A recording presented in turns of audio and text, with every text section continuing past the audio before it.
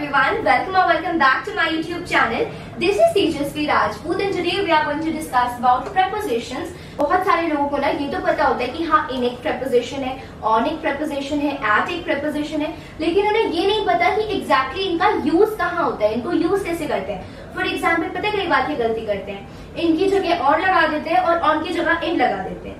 कई लोगों को अमंग और बिटवीन के बीच का डिफरेंस नहीं समझ में आता, अबव और ओवर के बीच का डिफरेंस समझ में नहीं आता.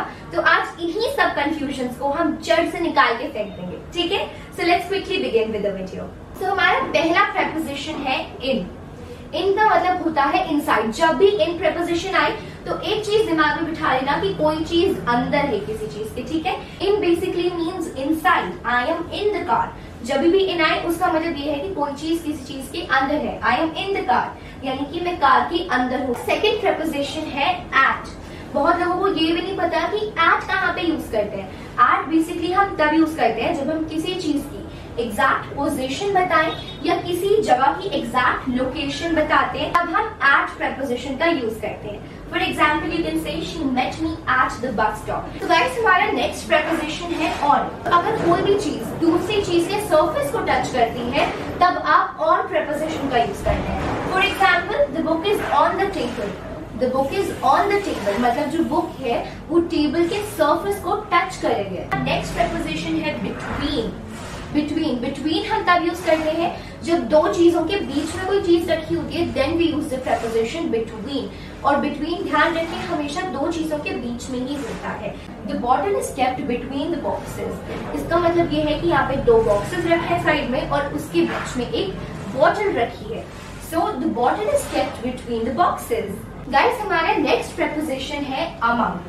बिटवीन का मैंने आपको भी बताया था कि बिटवीन हम तब यूज करते हैं जब दो चीजों के बीच में कोई एक चीज रखी हो, तब हम बिटवीन प्रेपोजिशन का यूज करते हैं.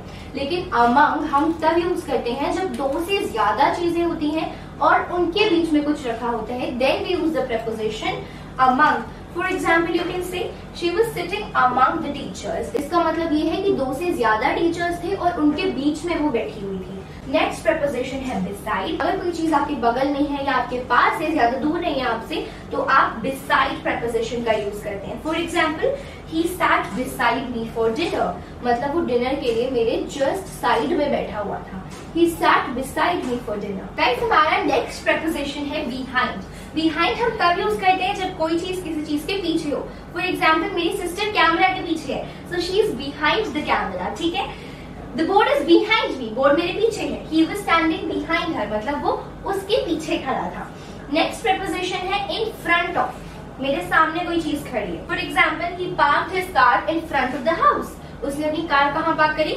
घर के सामने. जब कोई चीज किसी चीज को ऐसे फेस कर रही होती है, फेस टू फेस खड़ी होती है, then we use the preposition in front of. और अगर कोई किसी चीज के पीछे होती है, पीठ पीछे होती है, then we use the preposition behind. Okay, next preposition है अंडर. फॉर एग्जाम्पल एक टेबल है, उसके नीचे एक बॉल रखी हुई है और जो बॉल है उसको टेबल कवर करिए, आधा या पूरा जितना भी कवर करिए, लेकिन टेबल उस बॉल को कवर कर रही है और जो बॉल है वो टेबल के नीचे है. Then we use the preposition under. For example the ball is under the bed. क्योंकि जो बेड है उसके नीचे है बॉल और बेड बॉल को कवर कर रहा है. तो हमारा नेक्स्ट प्रेपोजिशन है ओवर. ओवर हम तब यूज करते हैं जब कोई चीज किसी चीज के ऊपर होती है लेकिन सरफेस टच नहीं हो रहा होता और वो उस चीज को थोड़ा या पूरा कवर कर रही होती है. ठीक है, the birds flu over the lake. यानी कि जो चिड़िया थी वो लेक के ऊपर उड़ रही थी, वो थोड़ा बहुत लेक को कवर भी कर रही थी. So that's why we use the preposition over. ठीक है, नेक्स्ट प्रेपोजिशन है अक्रॉस. अक्रॉस हम तब यूज करते हैं जब हम एक तरफ से दूसरी तरफ जाके किसी भी रोड को या किसी भी ब्रिज को क्रॉस करते हैं. For example we walked across the road. मतलब कि हमने रोड को क्रॉस किया. We walked across the road. उसके बाद नेक्स्ट प्रेपोजिशन है नियर. नियर का मतलब होता है पास. Very basic. You can say the book is near the table. The book is near the table मतलब कि जो टेबल है उसके पास में बुक है. गाइस हमारे नेक्स्ट प्रेपोजिशन है फार फ्रॉम. फार फ्रॉम का मतलब होता है दूर. जब भी कोई चीज आपसे दूर हो तो आप कह सकते हैं far from. The book is far from the table. अब ये मत सोचना मैंने हर एक एग्जाम्पल में टेबल को क्यों लाई हूँ, क्योंकि मुझे सिर्फ टेबल याद आई थी, क्योंकि जब मैं कंटेंट लिखी थी तो मेरे आंखों के आगे टेबल रखी थी, इसलिए.